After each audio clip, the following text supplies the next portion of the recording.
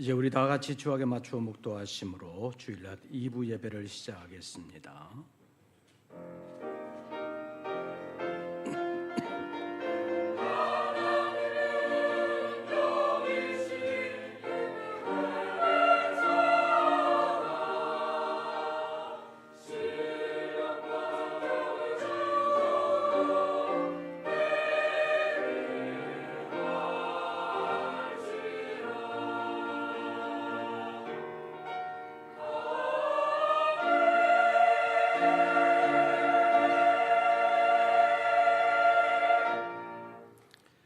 주의 종에게 하신 말씀을 기억하소서. 주께서 내게 소망을 가지게 하셨나이다. 이 말씀은 나의 고난 중에 위로라. 주의 말씀이 나를 살리셨기 때문이니이다. 하나님은 영이시니 예배하는 자가 영과 진리로 예배할지니라. 여러 가지 어려운 세상 가운데서도 저희들을 말씀으로 인도하시고 말씀으로 저희의 영을 살리시며 삶에 힘을 도하여 주시는 하나님 감사합니다. 이 아침 주님 앞에 다시 머리를 숙일 수 있도록 우리에게 은혜 베풀어 주심을 감사합니다. 이 아침 예배하는 우리 모든 권속들에게 찾아와 주시고 함께 거하시며 역사하여 주심으로 새로운 한 주간을 살아계시는 하나님과 함께 동행하게 하시고 주님의 은혜를 힘입어 믿음으로 승리하는 우리 모든 권속들 되게 하여 주시옵소서. 오늘의 예배 가운데서 오직 주님만이 홀로 임재하시고 우리의 예배를 받으시며 우리의 심령을 새롭게 하여 주시옵소서. 우리 주 예수 그리스도의 이름으로 기원하옵나이다. 아멘. 사도신경 세번역본으로 우리의 신앙을 함께 고백하겠습니다. 나는 전능하신 아버지 하나님 천지의 창조주를 믿습니다. 나는 그의 유일하신 아들 우리 주 예수 그리스도를 믿습니다. 그는 성령으로 잉태되어 동정녀 마리아에게서 나시고 본디오 빌라도에게 고난을 받아 십자가에 못 박혀 죽으시고 장사된 지 사흘 만에 죽은 자 가운데서 다시 살아나셨으며 하늘에 오르시어 전능하신 아버지 하나님 우편에 앉아 계시다가 거기로부터 살아있는 자와 죽은 자를 심판하러 오십니다. 나는 성령을 믿으며 거룩한 공교회와 성도의 교제와 죄를 용서받는 것과 몸의 부활과 영생을 믿습니다. 아멘. 찬송가 8장입니다.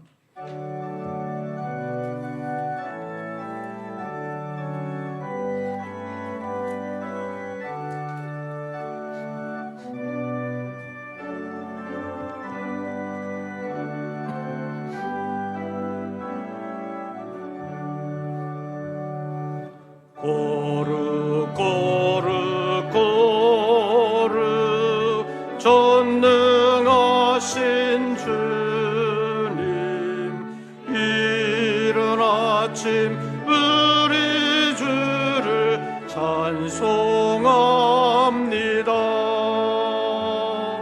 고르 고르 고르 자비하신 주님 성삼일체 우리 주로다.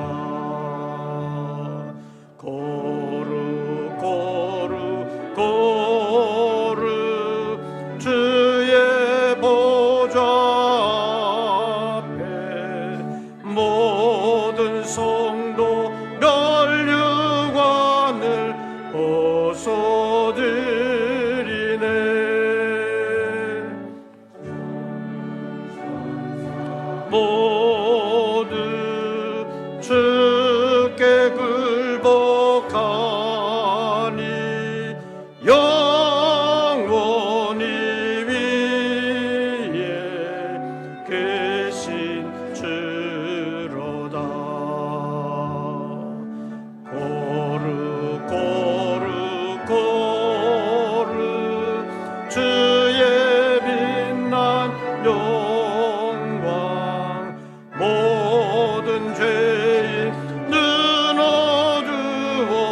볼 수 없도다. 거룩하신 이가 주님밖에 없네. 온전히 전능하시로다.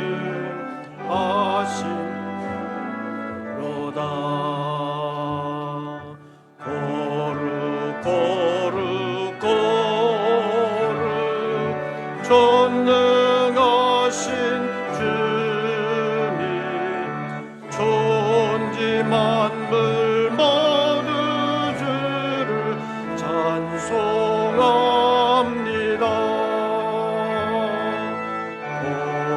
거룩 전능하신 주님, 성삼위일체 우리 주로다.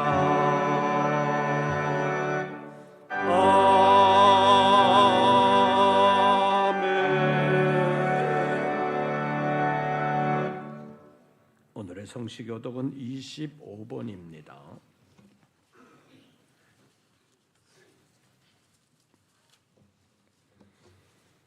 교독문 25번 시편 47편에 있는 말씀 가운데서 함께 교독하시겠습니다. 너희 만민들아 손바닥을 치고 즐거운 소리로 하나님께 외칠지어다.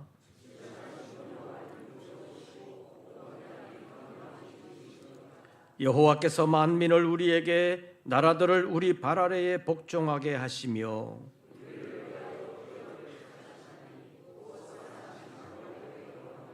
하나님께서 즐거운 함성 중에 올라가시며 여호와께서 나팔 소리 중에 올라가시도다.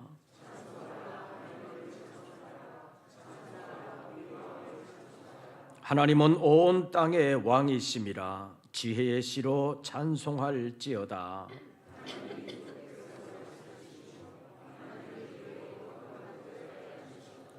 문나라의 고관들이 모임이여 아브라함의 하나님의 백성이 되도다.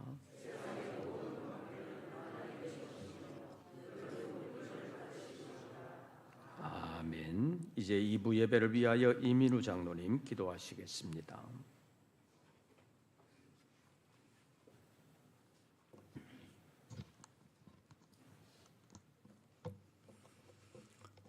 사랑으로 우리를 돌보시는 하나님, 오늘 주의 날 우리가 주의 전에 모여 예배와 찬양 드릴 수 있도록 하심을 감사드리며 우리가 드리는 이 예배를 기뻐 받아 주시옵소서.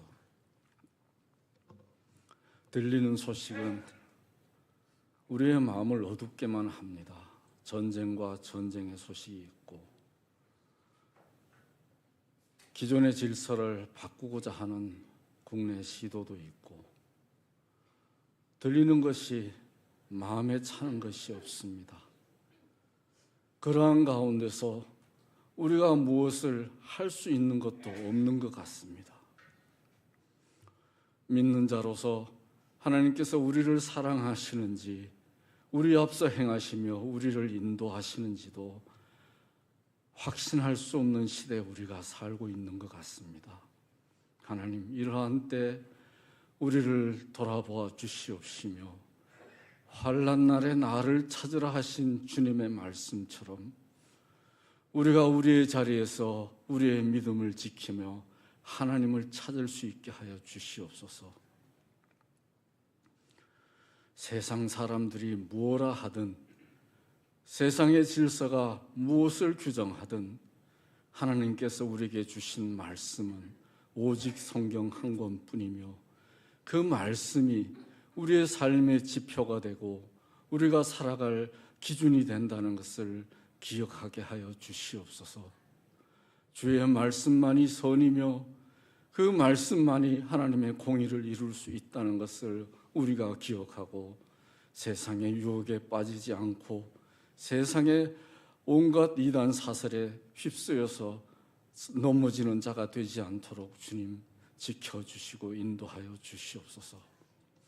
우리가 어려울수록 하나님을 부르게 하시며 하나님께 구하게 하여 주시옵시고, 우리가 어려울 때 하나님을 찾으면 하나님께서 우리 앞서 행하시며 우리의 갈 길을 인도하시고 우리에게 필요한 것도 미리 아시고 채워주시는 것을 믿고 그 믿음으로 담대하게 살아갈 수 있도록 하여 주시옵소서. 때가 가까울수록 사람들은 더 악해져 갈 것이라 하신 말씀처럼 지금 세상은 자기의 생각대로 자기가 옳다 하는 대로 싸우며 다투며 서로를 죽이지 못해서 안달하는 세상이 되고 말았습니다. 하나님, 지금 일어나는 전쟁도 보면은 양측의 주장이 서로 자기가 옳다하며 자기가 믿는 신이 옳다하며 자기의 행위가 옳다하면서 싸우고 있는데, 삼자의 눈에서 보면 서로 자기의 이익을 위하여 싸우고 있는 것 밖에는 보이지 않습니다. 하나님, 이러한 때 우리는 우리의 믿음을 지키고 하나님의 사랑을 세상에 전파할 수 있는 믿음의 본을 보이는 믿음의 사람으로 다 살아갈 수 있도록 지켜주시고 인도하여 주시옵소서. 그리할 때 하나님께서 우리의 생활도 주장하시며 일용할 양식을 구하라 하신 하나님의 말씀처럼 우리에게 일용할 양식도 채워주시는 줄로 믿습니다. 무슨 일을 만나든지 우리가 우리의 믿음을 지키며 믿음의 사람으로 살아갈 수 있도록 하나님 도와주실 줄로 믿습니다. 말씀 전하시는 목사님께도 함께하여 주사 그 전하시는 말씀이 우리에게 영의 양식이 되고 우리의 삶의 지표가 되는 말씀을 전하게 하여 주시옵시며, 그 말씀을 듣는 우리가 믿음 가운데서 다시 일어날 수 있게 하여 주시옵소서. 성가로 찬양드리는 성가대와 기악부위에 함께하여 주시옵시고, 드리는 찬양이 주께서 기뻐 받으시는 찬양이 되도록 그 마음을 주장하여 주시옵소서. 예수님의 이름으로 기도드립니다. 아멘.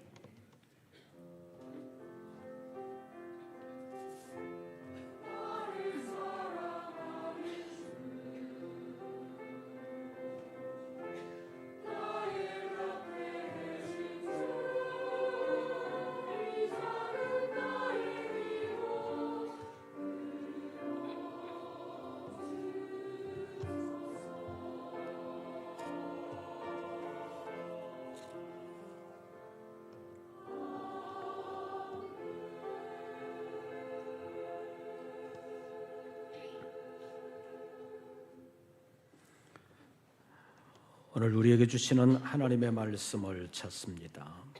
신약성경 마태복음 제13장입니다.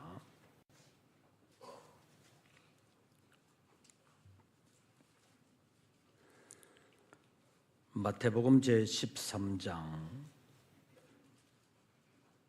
18절부터 23절까지의 말씀, 제가 가진 성경으로는 신약성경 21쪽 마태복음 제13장 18절 말씀을 제가 먼저 봉독합니다. 그런즉 씨 뿌리는 비유를 들으라.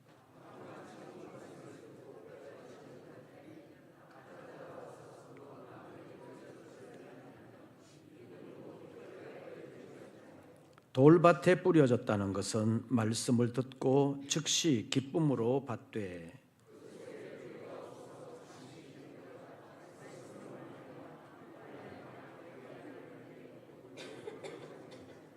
가시떨기에 뿌려졌다는 것은 말씀을 들으나 세상의 염려와 재물의 유혹에 말씀이 막혀 결실하지 못하는 자요.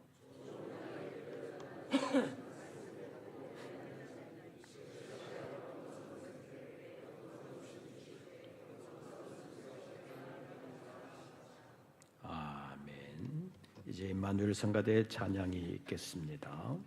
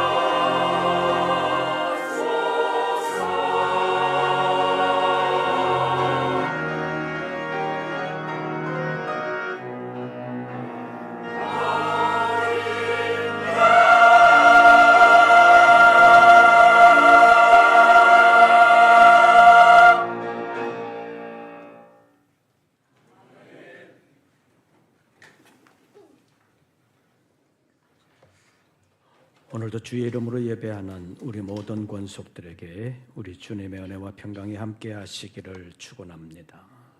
서로 인사 나누겠습니다. 반갑습니다. 옆 사람에게 한 번 더 인사하겠습니다. 감사합니다. 세상이 여러 가지로 복잡하고 어려운 일들이 많은데 우리가 교회에서 이렇게 예배하면서 만날 수 있다는 것 자체가 감사할 수 있는 요인이라고 말할 수 있습니다. 그리고 그동안 우리 김한겸 장로님 거의 3개월 가까이 교회 못 나오셨는데 오늘 나오시게 됐습니다. 좀 다치셔가지고 3개월 동안 출입을 못 하셨는데 이제 교회에 나오시게 됐습니다. 절대로 알리지 말라 그러셔가지고 비밀로 했는데 이제 얼굴을 뵙게 됐습니다. 우리 반갑습니다. 박수로 격려해 드리겠습니다.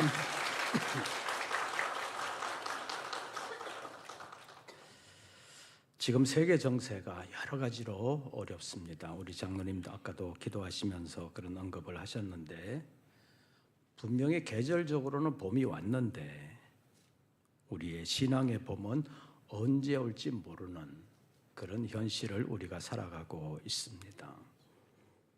지난주에 제목이 뭐였죠? 너희 묵은 땅을 기경하라였습니다. 지난주 것도 잘 기억 못하는데 옛날에 한 거는 아예 기억을 못할 줄로 알고 제가 미리 말씀을 드립니다.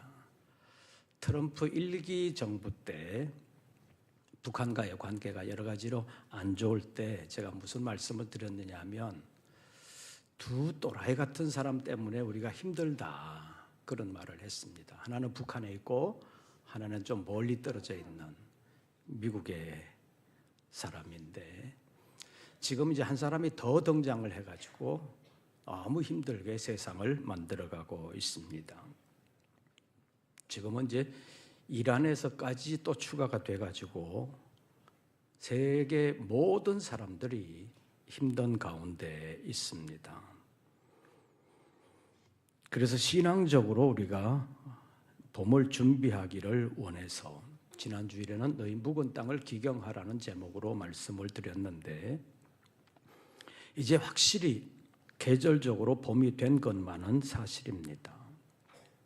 지금의 산과 들을 보면 색깔이 좀 달라 보입니다. 전에는 산과 들을 보면 썰렁한 것 같고 차가운 것 같았었는데 이제는 새싹이 돋는 것이 약간 이제 보이기 시작합니다. 그래서 덜 추워 보이기도 하고 좀 더 신선해 보이기도 합니다. 지난주에도 말씀드린 것처럼 우리 동네에도 아직 본격적으로 꽃이 핀 것은 아니지만 벌써 피고 진 목련도 있는 것을 우리가 보고 있습니다. 그리고 새싹이 돋아날 기미가 보이지 않는 나무도 있지만 이미 새싹이 많이 자란 나무도 있습니다. 어제 신방을 마치고 돌아오는 길에 보니까 개울가 버드나무는 벌써 이파리가 꽤 길게 자랐습니다.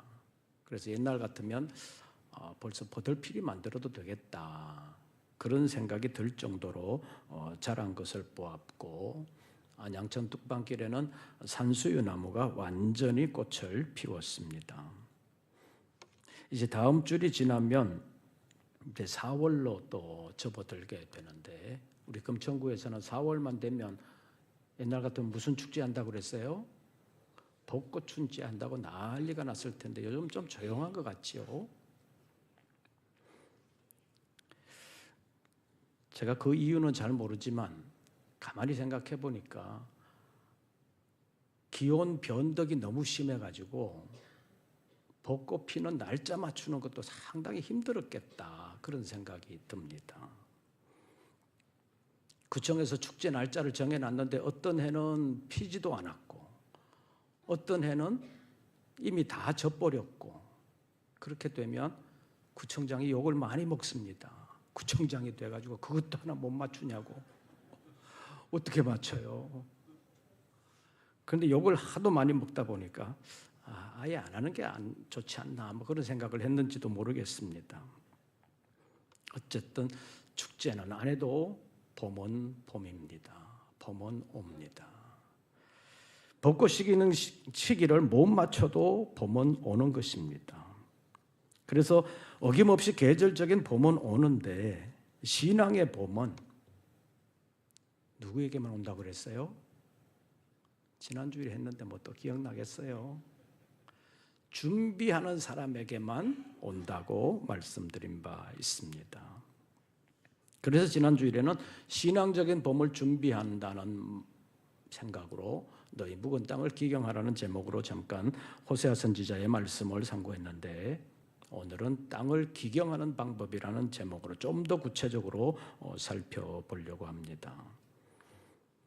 첫째로 예수님께서 천국 복음을 듣는 사람들의 심령을 4가지 밭으로 비유하신 말씀이 마태복음 13장에 기록되어 있습니다.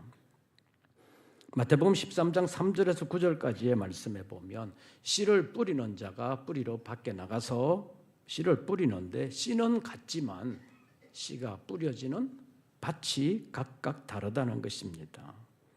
그래서 씨를 뿌린다는 것에 중점을 둘 때는 이 비유의 말씀을 씨 뿌리는 비유라고 하고, 뿌려지는 땅에 주안점을 둘 경우에는 4가지 땅에 떨어진 씨의 비유라는 말로 부르고 있습니다. 그래서 오늘 본문의 말씀은 뿌려지는 씨는 같지만 뿌려지는 땅은 각각 다르기 때문에 열매 맺는 상황이 다 다르다는 사실을 강조하고 있습니다. 그래서 4가지 땅에 떨어진 씨의 비유라고 불리는데, 그 4가지 땅은 첫째는 길가입니다. 둘째는 돌밭, 그리고 셋째는 가시떨기, 넷째는 좋은 땅, 이렇게 불리고 있습니다. 결실하는 땅은 무슨 땅이요?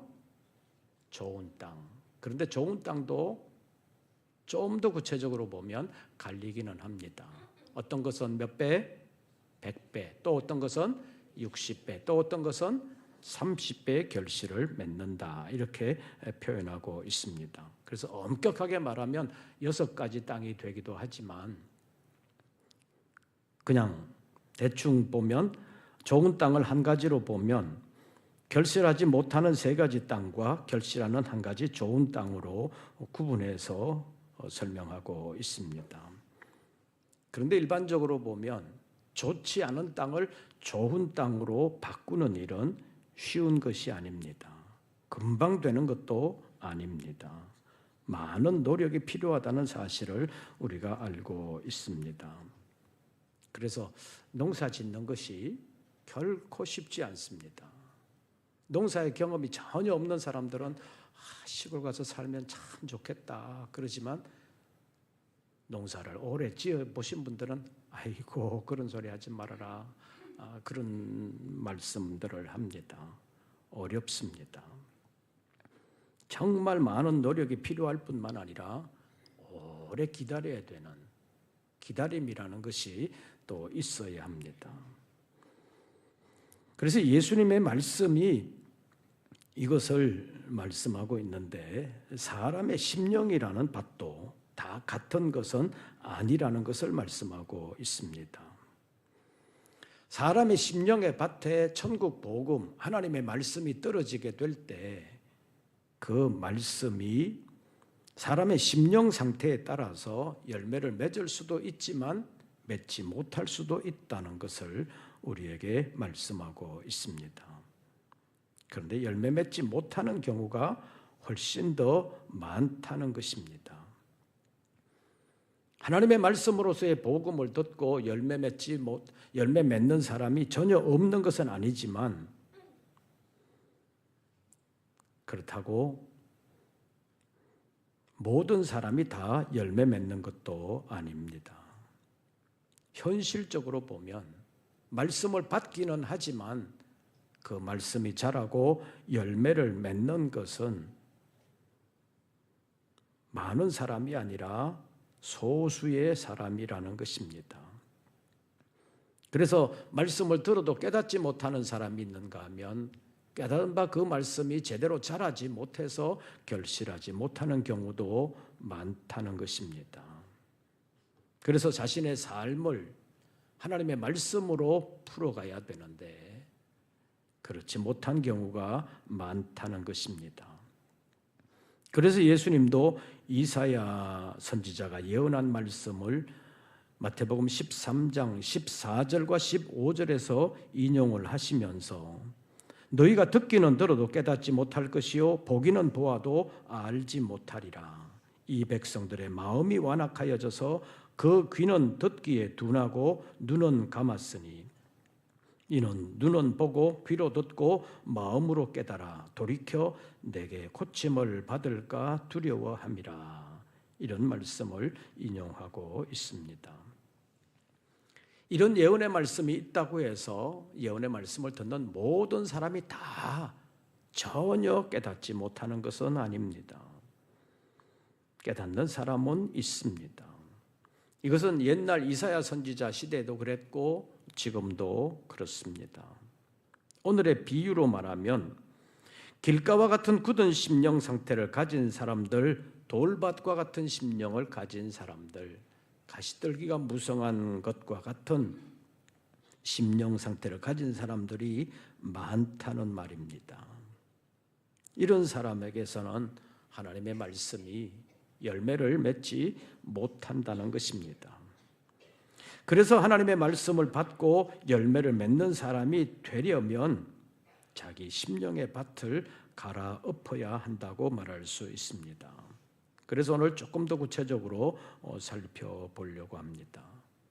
길가와 같은 심령 상태를 가진 사람은 하나님의 말씀을 받아들일 준비가 전혀 되어 있지 않은 상태를 말하는 것입니다. 본문 19절 말씀 보시지요. 19절 다 같이 읽습니다. 아무나 천국 말씀을 듣고 깨닫지 못할 때는 악한 자가 와서 그 마음에 뿌려진 것을 빼앗나니 이는 곧 길가에 뿌려진 자요. 자, 길가라고 했는데 길가도 길은 길입니다. 씨가 길가에 뿌려졌는데 왜 싹이 날 수가 없어요?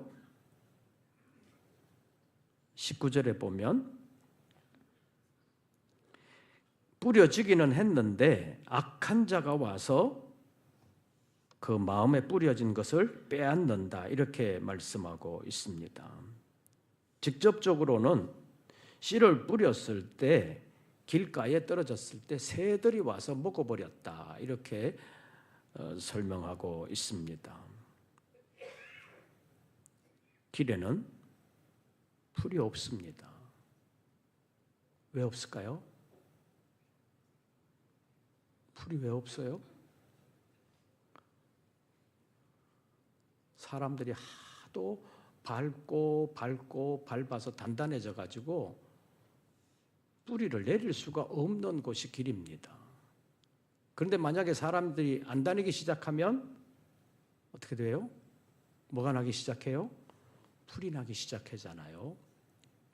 그래서 화가가 길을 그릴 때 길에 풀이 좀 있으면 사람들이 덜 다니는 길, 풀이 하나도 없으면 지금도 사람들이 많이 다니는 길, 이렇게 이해할 수 있습니다. 길은 사람들이 하도 많이 다녀서 단단해지고 굳어진 땅을 말하는 것입니다. 다시 말하면, 이것을 성경적으로 말하면 많은 사람들이 세상 이치로 사는 것처럼 그 사람들과 함께 다니게 되면 그 심령이 굳어져서 하나님의 말씀이 뿌리를 내리지 못한다는 말입니다. 이렇게 굳어진 심령의 밭은 성령의 역사로 부드러워져야 하나님의 말씀을 하나님의 말씀으로 받아들일 수가 있다는 것입니다. 본문 비유에서 말하는 것처럼 씨가 길가에 떨어졌을 때 뿌리 내릴 시간도 없이 새가 와서 먹어버린다는 것처럼 말씀을 깨닫지 못하고 마음속에 말씀을 품지 못할 때 악한 자, 마귀가 와서 그 뿌려진 하나님의 말씀을 빼앗아 간다고 말씀하고 있습니다.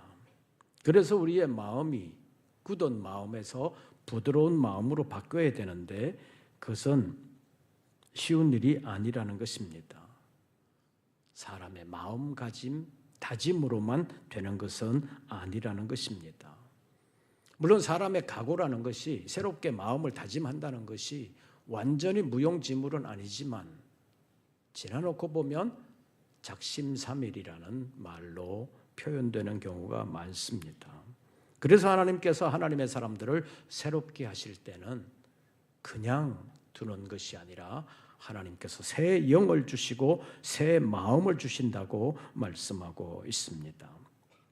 에스겔 36장 26절에서 27절까지의 말씀에 보면 이스라엘 백성들을 포로에서 돌이켜 본국으로 돌아가게 하실 것을 말씀하시면서 몸만 돌아가는 것이 아니라 마음이 하나님께로 돌아가 완전히 새로워져야 되는데 그냥 두면 안 되기에 하나님께서는 새 영을 너희 속에 두고 새 마음을 너희에게 주되 너희 육신에서 굳은 마음을 제거하고 부드러운 마음을 줄 것이라고 말씀하셨고 또 내 영을 너희 속에 두어 너희로 내 율례를 지켜 행하게 할 것이라고 말씀하고 있습니다. 에스겔서 11장 19절과 20절에도 내가 그들에게 한 마음을 줄 것이라고 말씀하시고 새 영을 주실 것이라고 약속하시면서 돌과 같이 굳은 마음을 제거하고 살과 같처럼 부드러운 마음을 줄 것이라고 말씀하고 있습니다. 그래야 하나님의 율례를 따르고 하나님의 규례를 지켜 행하게 되고 그래서 그들은 하나님의 백성이 되고 나는 그들의 하나님이 될 것이라고 말씀하셨습니다. 이것은 하나님의 새로운 창조, 새로운 사람으로의 창조를 말씀하시는 것입니다. 하나님이 우리의 마음을 새롭게 지어주셔야 비로소 우리가 하나님의 말씀을 제대로 깨닫게 되고 그 말씀대로 살게 된다는 것입니다. 벌써 3월이 다 돼가는데 우리가 송구영신 예배 드릴 때 마음에 다짐해요, 안 해요? 하잖아요. 이제 석 달이 지나가고 있는데 잘 되고 있어요? 작심 3일, 작심 3개월. 3개월 됐으면 엄청 잘한 거지요. 작심 3일 되는 경우가 많습니다. 잘 안 됩니다. 하나님이 우리의 마음속에 계시면서 우리를 도와주셔야 하나님의 말씀이 우리 안에서 자라게 되고 말씀이 열매를 맺게 된다는 것입니다. 사랑하는 성도 여러분, 우리는 믿는 사람이기에 그래도 주일은 빠지지 않고 교회에 나오는 사람이기에 우리의 마음은 길가와 같이 되는 일은 전혀 없겠습니까? 아닙니다. 바로 길가와 같은 마음으로 돌변할 수도 있습니다. 우리가 세상을 따라가다 보면 우리도 모르는 사이에 우리의 마음이 굳어집니다. 얼마나 굳어지는지도 잘 모릅니다. 예를 들어서 보면 우리 속에 있는 장기 가운데 잘 굳어지는 장기가 하나 있지요. 간입니다. 간은 굳어져도 굳어졌는지를 잘 모릅니다. 나중에 몸에 증상이 나타나서 가보면 간이 굳었습니다. 간경화입니다. 이렇게 진단할 때가 있습니다. 우리가 세상을 따라가면서 세상 사람들과 같이 그냥 살아가다 보면 우리의 심령이 굳어지는데도 굳어지는 줄을 모르고 그냥 세상 사람과 살 때가 있습니다. 하나님의 역사가 있어야 우리의 심령을 바르게 볼 수가 있습니다. 그래서 굳어지지 않도록 하나님의 성령의 도우심을 받아야 하는 것입니다. 성령의 도우심을 받으면 굳어지지 않게 할 수도 있고 굳어진 마음을 성령께서 제거하시고 부드러운 마음을 주실 수도 있다는 것입니다. 부드러운 마음이 되어야 하나님의 말씀이 우리의 심령에서 자라게 되고 열매를 맺을 수 있습니다. 그래서 날마다 기도해야 합니다. 성령이여 우리의 마음 속에서 굳은 마음을 제거하시고 부드러운 마음을 주시옵소서. 그 기도를 하면서 자신의 심령을 살펴나가는 지혜로운 믿음의 사람들 되시기를 바랍니다. 세 번째로 돌밭과 같은 마음이라는 것은 환난이나 박해가 일어날 때 견디지 못하는 상태를 말하는 것입니다. 이런 마음의 상태는 말씀을 받을 때는 기쁨으로 받습니다. 그런데 뿌리가 거의 없다는 것입니다. 뿌리 깊은 나무는 웬만한 바람에 흔들리지 않습니다. 쓰러지지도 않습니다. 웬만한 가뭄도 끄떡없이 이겨낼 수 있습니다. 그러나 뿌리가 깊지 못하면 외부의 악 영향을 곧바로 받게 된다는 것입니다. 본문 20절과 21절 말씀 보시죠. 20절 제가 읽으면 21절 여러분들이 읽어주시기를 바랍니다. 돌밭에 뿌려졌다는 것은 말씀을 듣고 즉시 기쁨으로 받되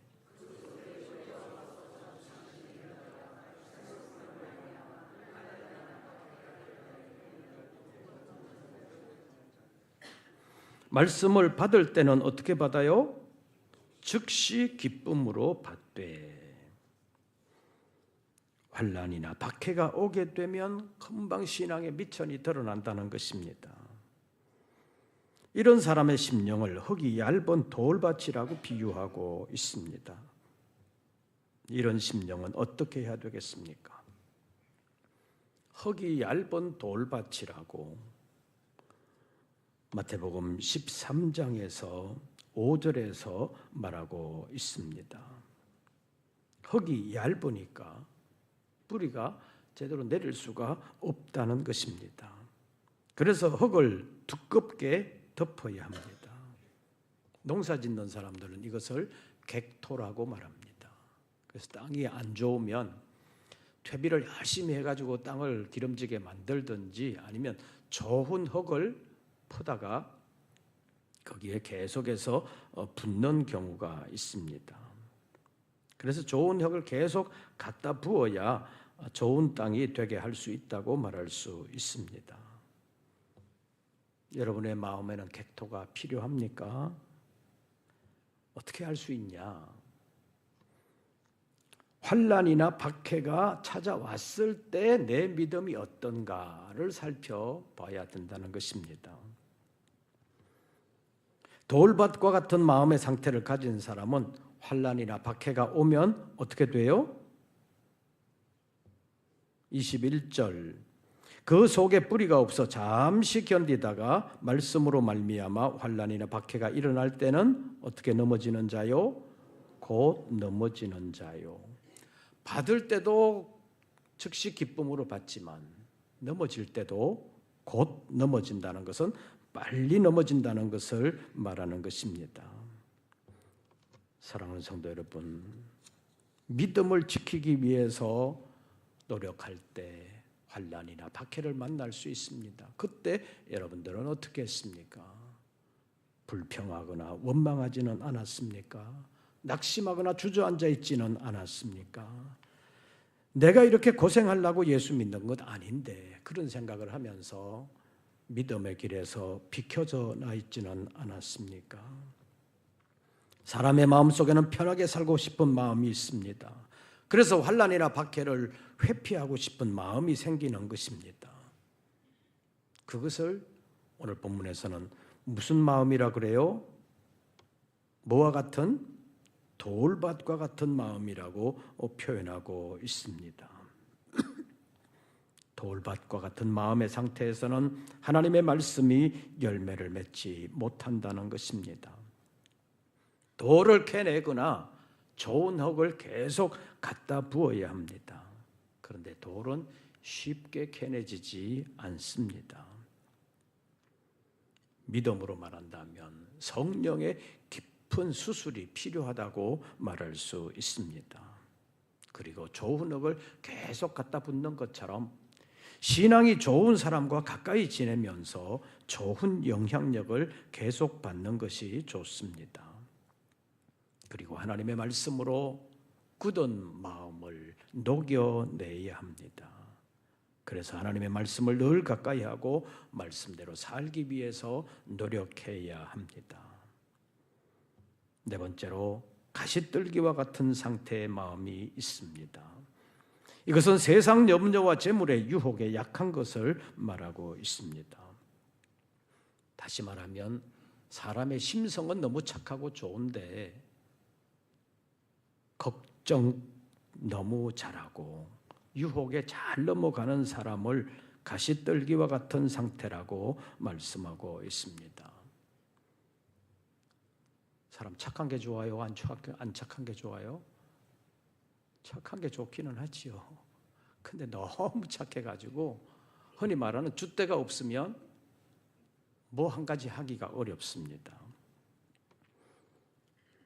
흔히 법 없어도 살 사람이라는 평가를 받는 사람이 있습니다. 그런데 이런 사람들 가운데 귀가 너무 얇아서 다른 사람의 말에 휘둘리는 경우가 많이 있습니다. 예를 들어서 착해가지고 친구도 많고 좋기는 한데 주일 제대로 못 지키는 사람이 있지요. 왜요? 친구가 주일날 야 어디 가자 놀러 가자 그러면 그걸 거절 못 해가지고 주일 제대로 못 지키는 사람도 있습니다. 신앙을 제대로 지키려면 세상 염려를 이겨낼 수 있는 믿음의 역량이 필요합니다.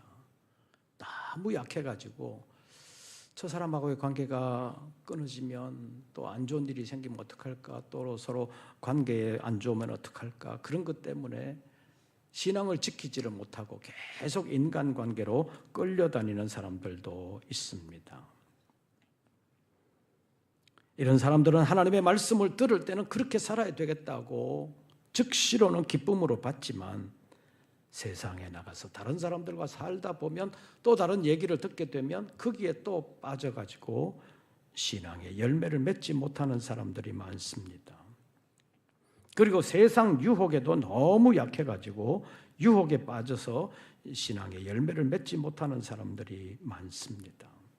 이런 사람들은 하나님의 말씀이 자라고 말씀의 열매를 맺으려면 너무 세상으로 끌고 가는 사람들과의 관계는 끊을 필요가 있습니다. 그렇다고 예수 믿는 사람이 산속에 사는 처사처럼 모든 관계를 끊어버리고 살 수는 없고 그렇게 살아서도 안 되지만 세상 속에서 하나님의 뜻을 펼쳐가면서 살아야 되지만 너무 자신을 세상으로 끌고 가는 사람이 있다면 그 사람과의 관계를 정리할 필요가 있습니다. 그래야 하나님의 말씀이 우리 안에 자리 잡으면서 자라나갈 수 있고 열매를 맺을 수가 있다는 것입니다. 그래서 본문에 가시떨기와 같은 심령을 가진 사람은 가급적이면 세상 처세술로 살아가는 사람과의 관계는 멀리하는 것이 좋습니다. 그리고 하나님과 가까이 하고 하나님을 의지하며 하나님의 말씀을 품고 살아야 합니다. 조금의 어려움이 있어도 하나님께 맡겨야 합니다. 너무 염려에 사로잡히면, 그리고 세상 유혹에 너무 쉽게 넘어가면 신앙을 지키지를 못하는 것입니다. 그래서 시편 37편 5절 말씀에 보면 내 길을 여호와께 맡기라. 그를 의지하면 그가 이루어 주신다고 말씀했습니다. 시편 55편 22절 말씀에 보면 내 짐을 여호와께 맡기라. 그가 너를 붙드시고 의인의 요동함을 영원히 허락지 아니하신다고 말씀하셨습니다. 잠언 16장 3절에서는 너의 행사를 여호와께 맡기라. 그리하면 내가 경영하는 것이 이루어지리라고 말씀했습니다. 베드로 사도는 베드로전서 5장에서 내 염려를 다 주께 맡기라. 왜냐하면 그가 너를 돌보심이라 라고 말씀하고 있습니다. 하나님은 우리를 돌보시고 우리를 지켜주시기를 원하시며 우리를 평강 가운데로 인도하시기를 원하십니다. 그런데 그 하나님을 제대로 믿지 못하고 내 혼자 걱정하고 내 혼자 세상으로 끌려가는 사람들이 있습니다. 우리의 심령이 하나님의 말씀을 받아들일 준비가 되어 있어야 하나님의 말씀이 우리 안에서 역사하시는 것입니다. 그래서 믿음의 준비가 없는 심령에는 하나님이 역사해 주시지 않는다는 말입니다. 그래서 우리의 심령의 밭을 갈아엎어야 합니다. 길가와 같이 굳어진 심령, 돌밭과 같이 흙이 얇아진 심령, 가시떨기처럼 세상 염려와 세상의 유혹 때문에 말씀이 제대로 자라지 못하는 심령, 이런 심령이 우리의 심령일 수 있습니다. 이것이 순차적으로 나타나기도 하고 교차적으로 나타나기도 하고 어떨 때는 동시에 나타나기도 합니다. 그래서 우리는 우리의 심령이 어떤 심령인지 늘 점검하면서 심령의 상태에 따라서 올바른 처방을 내릴 필요가 있습니다. 굳어진 사람은 굳어지지 않도록, 심령의 흙이 얇은 사람은 얇아지지 아니하도록 좋은 흙을 갖다 붓는 것처럼 신앙이 좋은 사람들과 가까이 하면서 그들의 선한 영향력을 본받아야 합니다. 마음의 염려가 쌓이고 세상 유혹이 크게 보일 때는 우리를 세상으로 끌어가는 사람들과의 교제를 끊어버리고 조용하게 주님을 만나고 주님의 도움을 받아야 합니다. 그래서 우리 심령의 가시떨기를 쳐내야 하는 것입니다. 그래야만 하나님의 말씀이 우리의 삶에서 우리를 위하여 역사해 주시는 것입니다. 사랑하는 성도 여러분, 우리가 성경을 조금 알고 주일에 교회 왔다 가는 것으로 우리의 믿음이 다 자라는 것은 아닙니다. 하나님의 말씀을 받을 때 그 말씀을 나를 위하여 주시는 하나님의 말씀인 줄로 알고 받고 그 말씀을 품고 살아가야 합니다. 그 말씀을 품고 내 마음을 부드럽게 해야 내 안에서 말씀이 자라고 마침내 열매를 맺게 되는 것입니다. 진정한 믿음의 사람이 되고 신앙의 봄이 우리에게도 찾아오는 것입니다. 계절적인 봄은 이미 왔습니다. 이제 신앙적인 봄이 올 수 있도록 우리의 마음밭을 갈아엎는, 마음밭을 기경하는 하나님의 사람들 되시기를 바랍니다. 하나님의 말씀을 듣고 그냥 흘려보내지 말고 마음에 깊이 새기면서 그 말씀이 자라는지 자라지 않는지, 내 심령이 굳어지고 있지는 않는지 늘 점검하는 가운데 말씀이 아름답게 자라고 말씀의 열매를 맺으면서 하나님께 영광을 돌릴 뿐만 아니라 하나님께 복을 받는, 그리고 믿음의 승리자가 되는 우리 모든 권속들 되시기를 주의 이름으로 축원합니다. 기도하겠습니다. 하나님, 도와주시옵소서. 우리의 심령이 굳은 마음이 되지 아니하도록 역사하여 주시옵소서. 예수님의 이름으로 기도하옵나이다. 아멘. 찬송가 452장 부르시면서 준비하신 예물 드리겠습니다.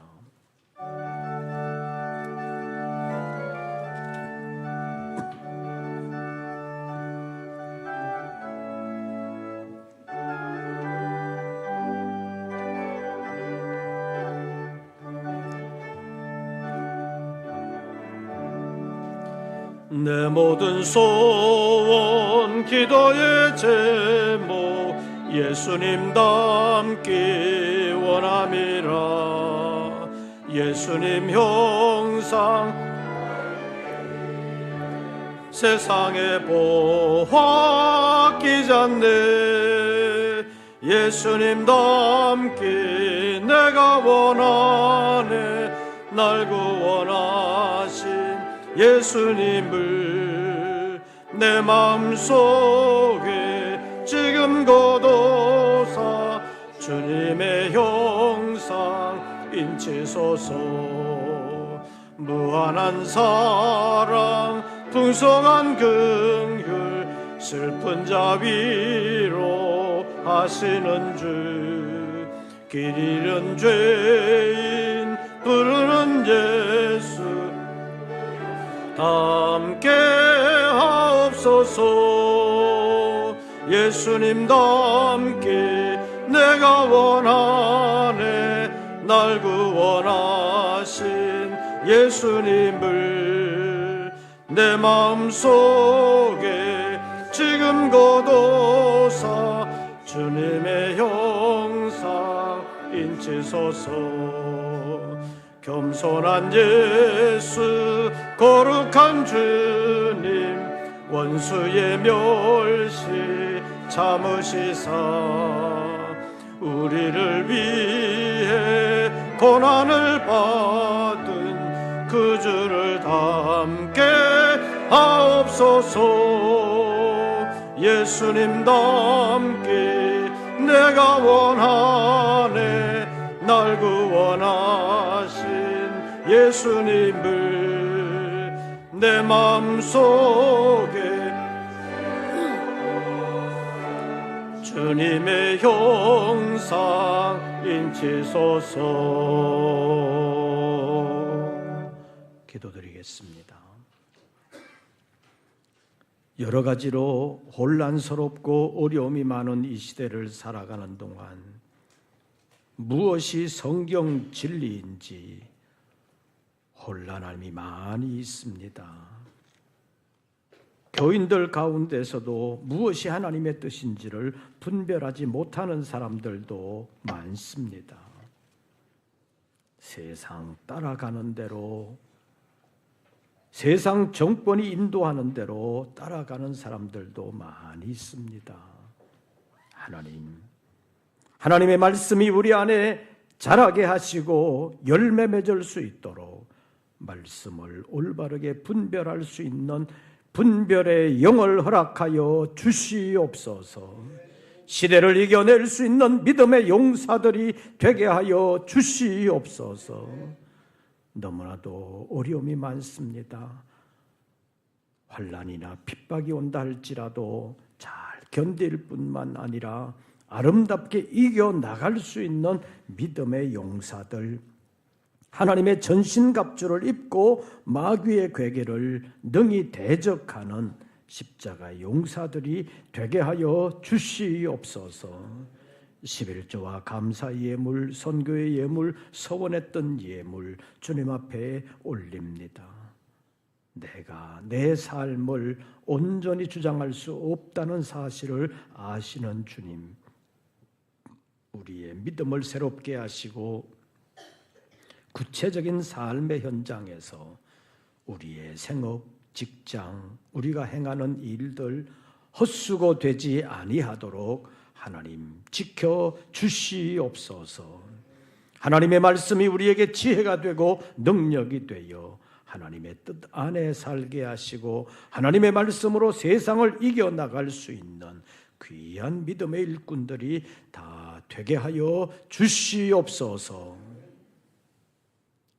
이제는 우리 구주 예수 그리스도의 은혜와 아버지 하나님의 크신 사랑과 성령님의 교통하심이 다시 한 번 더 믿음을 새롭게 하며 하나님의 말씀을 가슴 깊이 품고 직장 생활을 하며 사회 생활을 하며 가정 생활을 하며 이 땅에 사는 모든 삶을 믿음을 기초로 살아드리기를 원하는 우리 모든 권속들 위에 이제부터 영원토록 함께 하시기를 축원하옵나이다.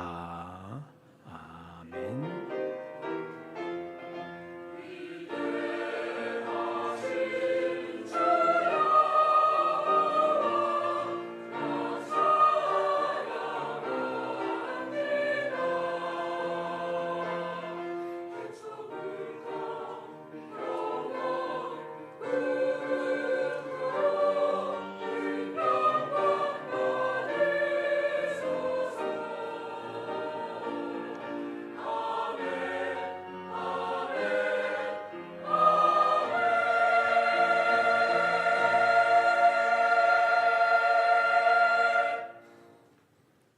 광고 말씀드립니다. 이제 사순절도 막바지에 들어섰습니다.